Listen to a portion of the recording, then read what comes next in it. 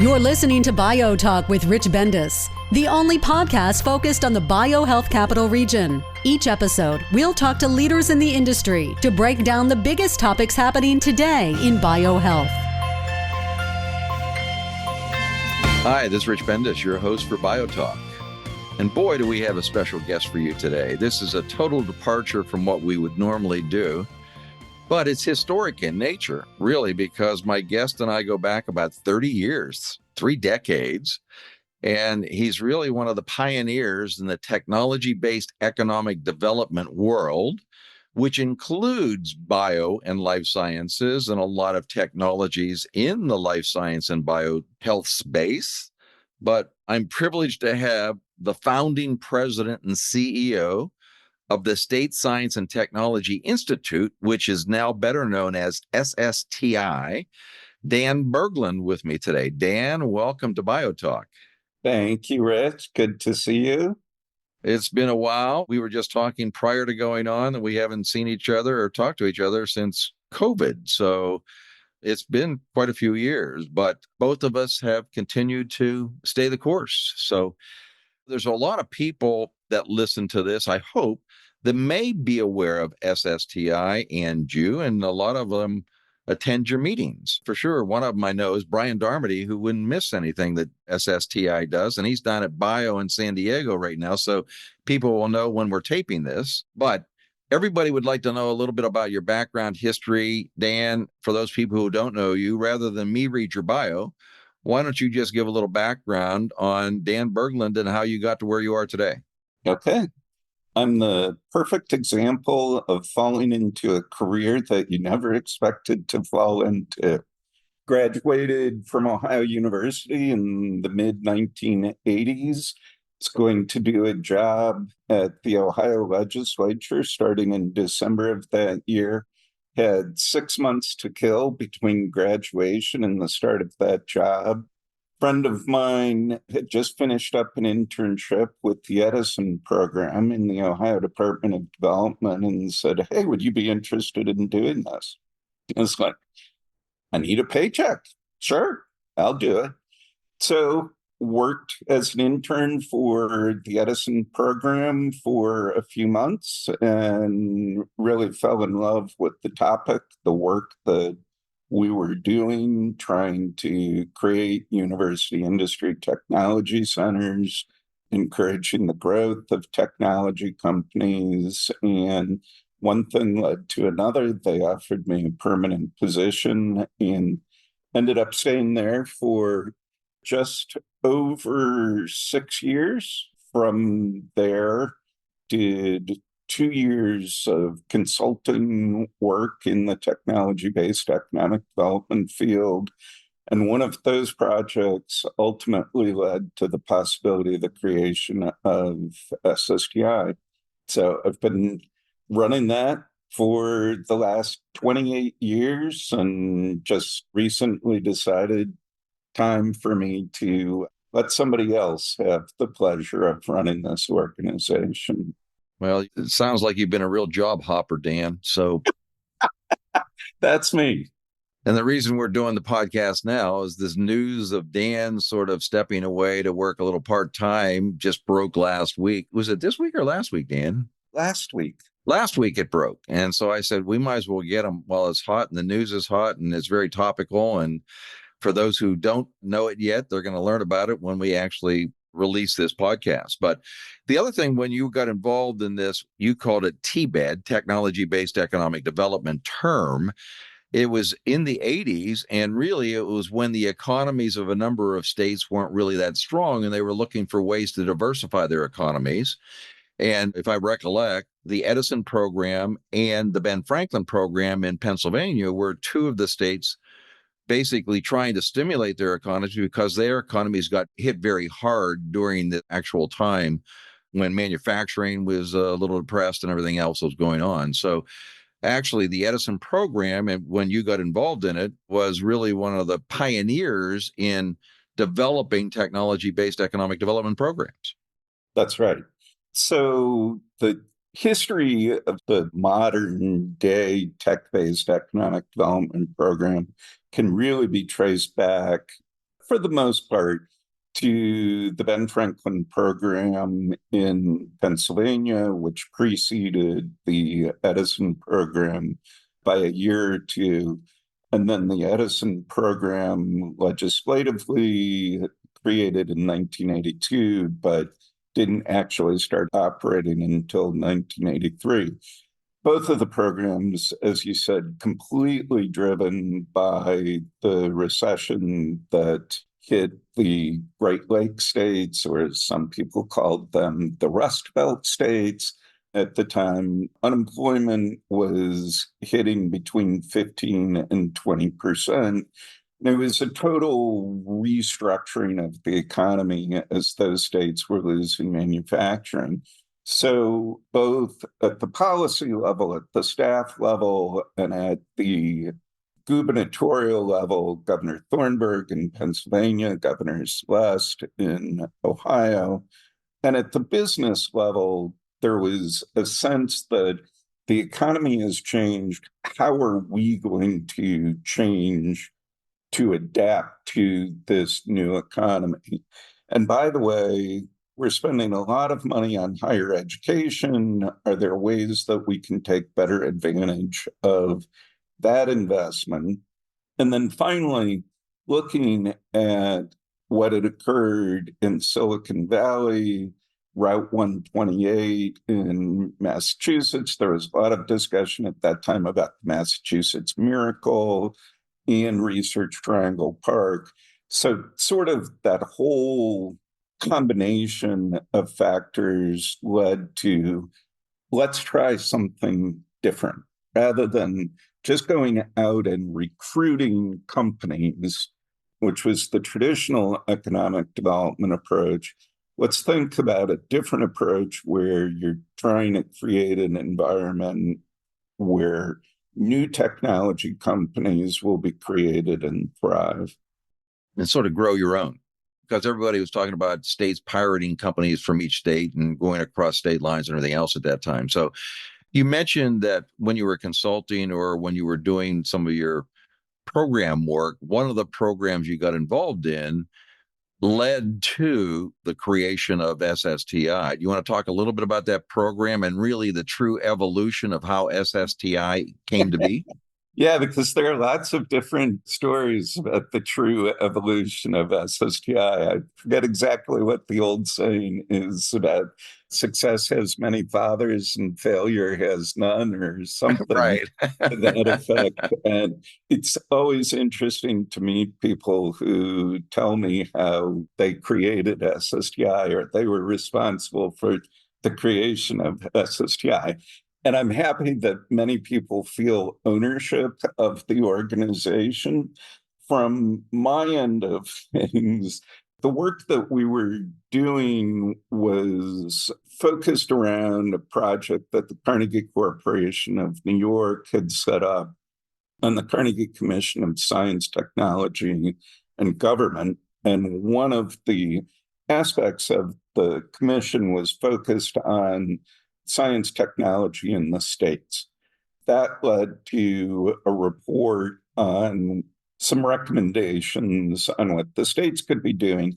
That in turn then led to a larger project that resulted in about a 700-page book called Partnerships, a Compendium of State and Federal Cooperative Technology Programs, which was tech-based economic development wasn't a term at the time, and we had to come up with something. Cooperative technology seemed to make the most sense. Anyway, this book described every state's program in detail. At the time that we concluded the book, one of the participants, Gary Bahula at the U.S. Department of Commerce, said, "This book is great, but it's a snapshot in time. What we really need is an organization that's going to be an ongoing group of people working on the field."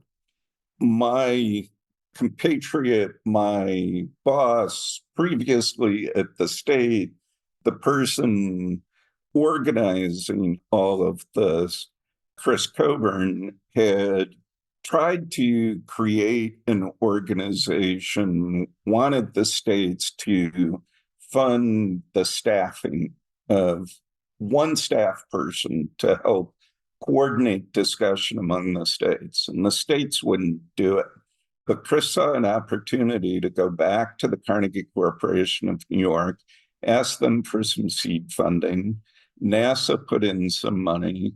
The U.S. Department of Commerce told the Manufacturing Extension Partnership, put some money in. And I stepped forward and said to Chris, if this thing's actually going to exist, I'd be interested in running it. We then put together an operating plan. We went to a meeting of state officials, you included, and said, here's what we're going to do. Here's what our business model is going to look like. And one of the key turning points for us is you very politely at the end of that presentation said, this looks great, but where's the money from the states? We're going to be the primary beneficiaries of this. We need to be putting the money. And Bob Kidd from the state of Maine said, absolutely, we should do it. And the two of you took it upon yourselves to really organize the state and raise the funding. And all of those other sources of funding have gone away, but the state funding continues. And so, Rich, you are definitely one of the fathers, whether you want to be or not, one of the fathers of SSTI, and appreciate you speaking up those many years ago and everything you've done for us. Well, thank you, Dan. You know how shy I am, but I am not one of the people that has claimed to be the founder of SSTI. I am proud to say I was one of the founding board members of SSTI and one of the primary fundraisers in the early days, which what's amazing about technology-based economic development, and here I am 30 years later, and I'm still fundraising with my hand out, and I'm sure you've been doing it every year as well, looking for that sustainability that we need to do for nonprofit organizations. But thank God we're both alive today and the organizations are alive. And to be honest with you, to have a nonprofit organization with a mission that's evolved, we'll talk about how yours has changed a little, over 28 years is pretty remarkable because there's a lot of nonprofits that don't have that kind of a lifespan. So what would you say before we go into talk to them about the present, past, and future? What really has contributed to this being a sustainable organization over 3 decades? I think this is one of the things that I appreciated in the field from the very beginning is that it is ever changing. And so on the sustainability question, for us, it's been that we're always changing. We are adapting to the new technologies, to the new actors that are coming into the field, welcoming them in. So while some of our core premises are the same as when we started, there are also differences, and we've just adapted over time, and our funding model has adapted over time as well. Yeah, I was going to say basically the component of state contributions to your budget today is significantly less than what it was 28 years ago. Right. And good point. You mentioned in the introduction the State Science and Technology Institute, most people refer to as STI. Our business model, when we first started, it was a membership organization only of state programs. And about 2 or 3 years into our operation, universities, other nonprofits started coming to us and saying, hey, we want to be a member also. And initially we said, well, no, that's not our mission. Our mission is just the state. Well, when your seed funding starts running out, you realize, oh, maybe this does make sense. But it was also very reflective of the field as well, that when we first started, it was really all about the state agencies, the state quasi-publics. And as the field matured, more organizations came in. And so that's right. State funding, still a significant portion. The dollar amount is actually pretty close to the same as it was 25 years ago. But we've added additional types of membership and broadened the revenue base that way. So basically, when you're talking about the pivoting that the organizations have to do to remain viable, you also have to be aware of what's going on at the state level, at the federal level, at the academic level, the non-governmental organization level, because SSTI really became a private-public partnership. As you look at that evolution over time, when did you really understand that there had to be a closer tie between the states and the federal government? Oh, that was from the very beginning.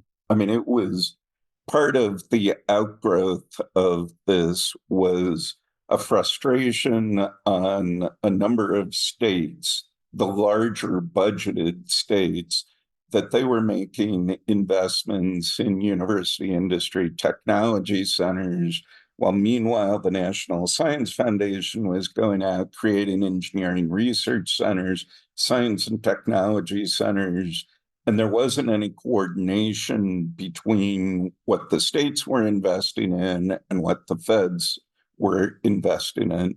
So a large part of our early activity was built around the notion of opening a line of communication between the states and federal agencies to try and promote better coordination between the two levels of government. The other thing that's challenging running a nonprofit, and we still run into this every day, is that there's a lot of other nonprofit organizations that are raising money to support themselves that may not be directly competitive, but actually have similar type programs. And when we think about that, back in those days, it was the National Association of Seed and Venture Funds. You had the National Business Incubator Association. You had Association of University Technology Managers. You have the Association of University Research Parks. I mean, all of these organizations were fledgling back at that time, all trying to survive, create some visions for growth. And to be honest with you, most of them have. And I think they've all gotten their space. So how have you been able to find ways to collaborate rather than compete with all of these sister type organizations who are all trying to attract the same types of members? Yeah. So I think there are a couple things, and I think this really is applicable beyond the association viewpoint. I think all of the associations, I know we definitely have had this viewpoint, and I think the others have as well, is there's plenty of work that needs to be done out there. And so there is no need for competition among our organizations. I like nothing better than when we get a question about incubators to say, call NBIA. They're the people who really know that. You want to know something about tech transfer at the university level? Here's how you can reach Autumn. We don't need to duplicate that work. So I think one of the lessons for us has always been identifying what our core strengths are and staying true both to those core strengths and our core audience as well. And I think that's something that I see in a lot of nonprofit organizations is they jump to where the money is rather than a new pot of money becomes available. So they run after that, even though it doesn't necessarily fit their mission or what their skill set is. And for us, we have lived by the stick to your knitting. Now, does that mean we're a lot smaller than we probably could have been?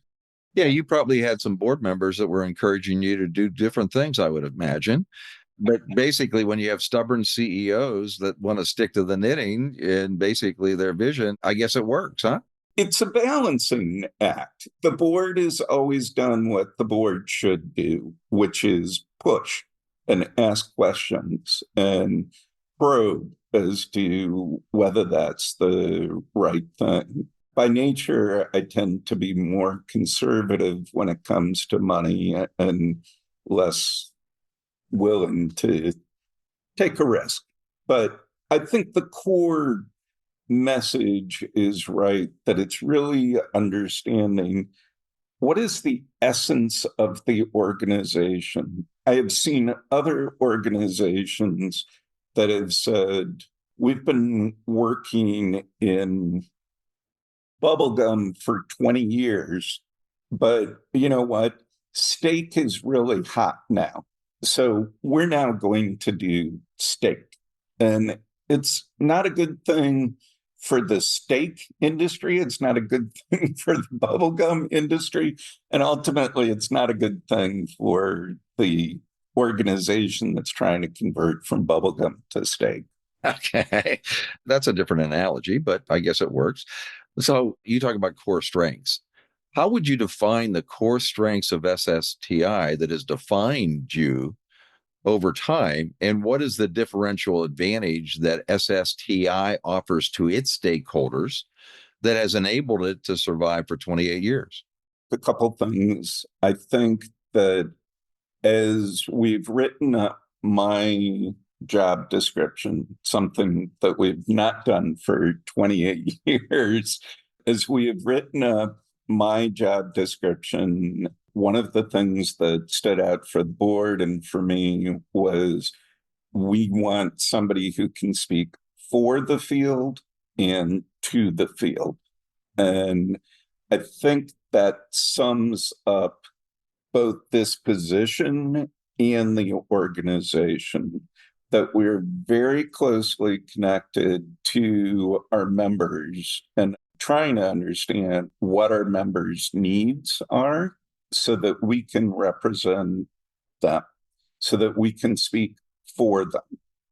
I think one of the things that may set us apart from other organizations is we also feel a need to speak to our field and say, you're missing the boat on this point, or here's a significant trend that's coming that maybe you haven't thought about it, but you should be aware of it.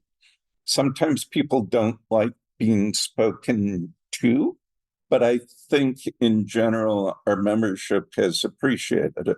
And we always put it as, this is what we're observing. Here are our thoughts based on our experience. Having been in your shoes running these programs, we understand the challenges that you've got. Do with it what you will. I think another thing that's interesting to look back upon is that TBED, technology-based economic development organizations, when you say a lot of them chase the buck, whatever's hot now, if you look at the evolution through your history and you look at semiconductors and semitech, you look at the biotechnology and what the states did there, then you look at nanotechnology, and now you look at artificial intelligence, machine learning, and quantum. We've gone through like 4 major generations of technology evolution over the last 30 years. And it's very interesting to observe, and maybe this could be one of your books, is to see how the states reacted to these emerging technologies and what they did, who were the losers and who were the winners, and why did they become the winners in this process. So running a technology-based economic development organization with changing technologies and states that have to respond to that is an interesting challenge. It's definitely an interesting challenge. The question of why, how, and the results of what states or regions have attempted is very interesting to me. And I don't know that I want to commit to writing a book, but I want to do some writing on that. When I was with the Edison program for the state of Ohio, one of the 6 original Edison Technology Centers that was funded was the Edison Animal Biotechnology Center at Ohio University. They had, at the time, a unique technology. And so it seemed to make sense for the state to invest in that particular center. Was that ultimately the right decision? I'm not sure. But I think part of what I want to attempt to do too is put the Monday morning quarterbacking into those that do the Monday morning quarterbacking, give them some perspective of these are the set of facts that you are confronted at a certain time, and you make the best decisions that you can. And part of what has always been fun about this field is because of the new technologies and because the way the economy changes, you have to adapt to that. I mean, if you think back to when you started in this field, Rich, in the mid 80s, late 80s, the relative emphasis on investment capital and working with individual entrepreneurs was basically focused around incubators. There was no such thing as an accelerator. The public role in financing, in the finance picture of the American capitalist system, was minimal. And now so much of the pre-seed, seed stage is really coming from the public end. So it all changes, evolves, and that's what makes it interesting. Yeah. Some of the other dynamics that impacted TBED in the States were people like Michael Porter doing his cluster studies around the United States and around the world. And you can relate to that when everybody wanted to have a biotechnology plan for their state, or nanotechnology, or whatever it might be, or semiconductor, or whatever the latest thing was. It just perpetuated him and his consulting efforts around the United States. And the belief for a lot of the states were that they thought that they could actually be winners when they really didn't have all of the assets they needed to compete. So SSTI, I think, had to keep some balance there and keep a perspective that was a little different than trying to lead people to believe that they could win when they probably had a very long shot of ever being a significant competitor in some of these fields. So one of the biggest sources of frustration over the last 28 years is people wanting to just copy what somebody else has done. So when I did the work on partnerships, I had a running tally of the number of states that said, we're just like the Ben Franklin program. And most of those programs are no longer in existence because it didn't make sense to just copy what was working in Pennsylvania and putting it in X other state. You needed something unique, different. And the same can be said of any consultant over the last 28 years. Any consultant that says, I have the one solution, they're selling you a bill of goods. So that has been a source of frustration, is people just copying. For years, at the end of our annual conference, I would close out and say, there are 4 rules. These became known as Berglund rules that I want you to do when you go home. Number 1, I want you to do good work. Number 2, I want you to measure whether you're doing good work, evaluate your programs. Number 3, I want you to tell people about the good work that you're doing and the impact that you're having. And in more recent years, I added a fourth rule, which was, and don't do anything stupid. And the don't do anything stupid was because of those programs that would do ethically questionable things or do things that made absolute no sense for their economy. So for 2024, for when you close the comments on this year's annual conference, you'll have four things that you're not going to do that this year. You hopefully have a new president by that time, Dan. Exactly. Okay, we'll talk about that.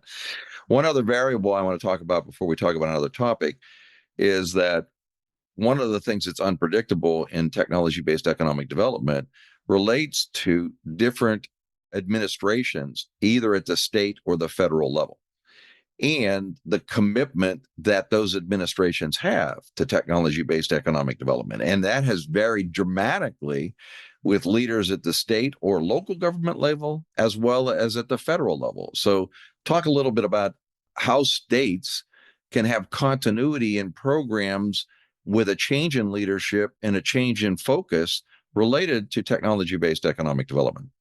Yeah, those four rules that I mentioned really were an outgrowth of an analysis that I did in 2004, because in that year, there were a couple things that happened. One, we were just coming out of the recession after 9/11.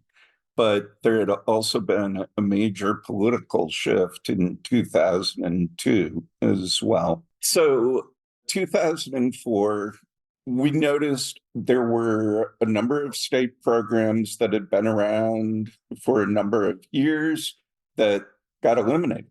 But at the same time, there were other states where it was fine. So we looked at the difference and why that happened. And it really came down to those three things: that the programs that got eliminated either weren't doing good work, they weren't evaluating their work, so they couldn't say, here's the impact that we're having, or they weren't telling their story, which means they weren't building the deep alliances that they needed to build across the state. They needed to have the support of the business community. They needed to have support from individual legislators. It couldn't all be built around one governor. And there are plenty of examples. The Ohio experience, I know firsthand that the Edison program came into being during this last administration. There's a real question: what's going to happen if a Republican governor takes over? And Chris Coburn did a lot of work in building support among the business community to communicate with the Republican governor-elect about the importance of this program. So it's having that broad depth of support, the allies that you're going to need. The flip side is it now is a much more polarized political time than it was 30 years ago. And so you are going to run into situations where one party created something, the other one is automatically going to hate it. So it's a question of having that depth of support across the spectrum. Well, that's been real apparent at the federal level, Dan. Oh, absolutely. And that's the other thing, is building a structure so that you're not reliant on just one pool of funding either. SSTI has existed through both Republican and Democratic administrations and many different types of leadership styles, with Bushes and Clintons and Obamas and Trumps and everything that you have there. So talk a little bit about when TBED seems to thrive at the federal level and when there are more challenges at the federal level. Yes, there have been ebbs and flows on the federal level, and both on the executive branch and on the legislative branch. And that has been part of what's key, is being able to have the balance between the two branches. So George W. Bush, Donald Trump, both presented budgets that called for elimination of a number of programs that we support. Congress saw differently and put funding in. I think the very interesting thing for the field is going to be this upcoming election and the direction that the federal government takes. That for really the first time, the federal government in the last 3 years has bought into the concept that the federal government should play an active role in supporting regions as they try to create a technology-based economy. So whether it's through the Build Back Better Regional Challenge, the Tech Hubs program, or NSF engines, all of a sudden you have significant amounts of federal money flowing, and most significantly with a broad mandate of that money.